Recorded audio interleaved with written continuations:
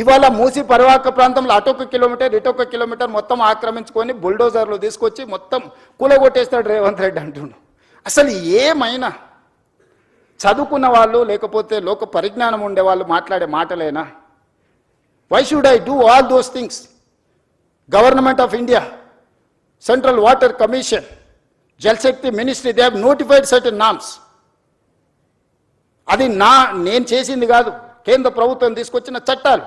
కేంద్ర ప్రభుత్వంలో అధికారంలో ఉన్న వాళ్ళు, పార్లమెంట్ సభ్యులు ఉన్న వాళ్ళు పార్లమెంట్లో చట్టం వచ్చినప్పుడు గొప్పగా ఉందని బల్లలు చేర్చి ఆ చట్టాన్ని చేస్తారు.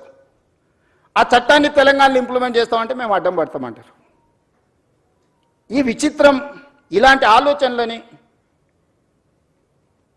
మనమందరం నియంత్రించాల్సిన అవసరం ఉంది. మనం మాట్లాడాలి. బాగున్నది అనుకున్న వాళ్ళేం ఏమనడం లేదు, అడ్డుకోవాలనుకున్న వాళ్ళేం గట్టిగా అరుస్తున్నారు. ఈ రెండింటికున్న చిన్న తారతమ్యాన్ని ఈరోజు నదీ పరివాహక ప్రాంతాన్ని పునరుజ్జీవింపజేయడమే కాదు, నదీ పరివాహక ప్రాంతంలో ఒక సంస్కృతిని, ఒక కల్చరల్ కనెక్ట్ని, ఒక